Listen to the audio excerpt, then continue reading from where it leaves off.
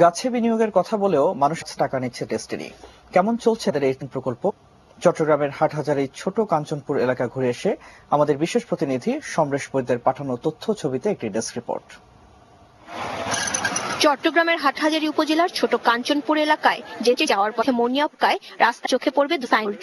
একটিতে ট্রিনিটির অপরাজিত অবস্থার নোটিশ।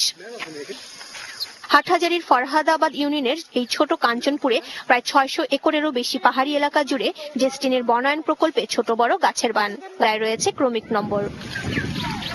স্থানীয় সাধারণের নানা অভিযোগ এই বনায়ন প্রকল্প নিয়ে।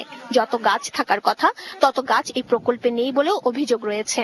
তারা একটা গাছকে ১০-১৫ টাকা বিক্রি হচ্ছে, বিভিন্ন জায়গা থেকে মানুষ আনি দেখায় একটা গাছ, কিন্তু একটা গাছকে বারবার অনেক লোকের কাছে বিক্রি করে। ৫,০০০ টাকা দিয়েছে, ১২ বছরে আমাকে ৩০,০০০ টাকা দেবে বলছে। আমাকে এখনো কোনো ডকুমেন্ট পত্র দেয়নি। যে কতগুলো লোক আছে এতগুলো তো গাছ তো এখানে নাই, এতগুলো গাছ ওরা পায় থেকে।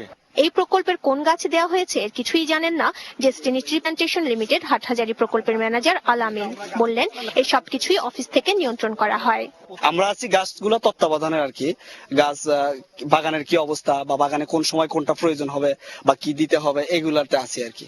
কিন্তু গাছ বিক্রি বা গাছের নাম্বার দেওয়া বা করা এগুলা তো অফিস থেকে করে আর কি। ডেস্টিনি যখন এই এলাকায় তাদের প্রকল্প শুরু করে তখন এলাকার উন্নয়ন হবে এমন প্রতিশ্রুতি দেয়া হয়েছিল, কিন্তু ডেস্টিনি ছাড়া আর কারো উন্নতি হয়নি বলে অভিযোগ করলেন এলাকার এই ইউনিয়ন পরিষদ সদস্য। আমাদের এলাকার বিভিন্ন উন্নয়ন হওয়ার কথা ছিল, কিন্তু বাস্তবে যেটা সেটা তো এখানে কোনো উন্নয়ন হয়নি। উন্নয়নটা যা হয়েছে ওদের হয়েছে, আমাদের কোনো উন্নয়ন হয়নি।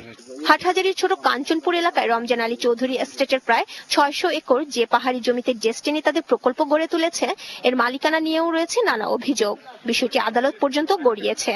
এই ভুয়া মালিক কমিটি সৃষ্টি করার কারণে আমরা ২১৪ জন ওয়ারিশ আজ ক্ষতিগ্রস্ত। আমাদের অনেক ওয়ারিশের ঘরে ভাত নাই, কি অভাব অনটনের মধ্যে আছে। রফিকুল আমিন সাহেবের কাছে ঘরে গেলে বলে বিল্ডিং করে দিবে, গাড়ি আমাদের ঘরের সামনে কাজ থাকবে, কিন্তু কাজ তো না, রিক্সাও আমরা দেখতেছি না। বিভিন্ন ডিস্ট্রিক্ট থেকে, এই বরিশাল ডিস্ট্রিক্ট, খুলনা, পাবনা, বিভিন্ন ডিস্ট্রিক্ট থেকে বিভিন্ন সময় লোক আসে এক গাছকে কয়েকবার বিক্রি করতেছে। কোর্টের স্ট্যাটাস থাকা সত্ত্বেও তারা এগুলো ভাইলেশন করতেছে। জান্নাতুল মাওয়া, ডেস্ক রিপোর্ট, এটিএন নিউজ।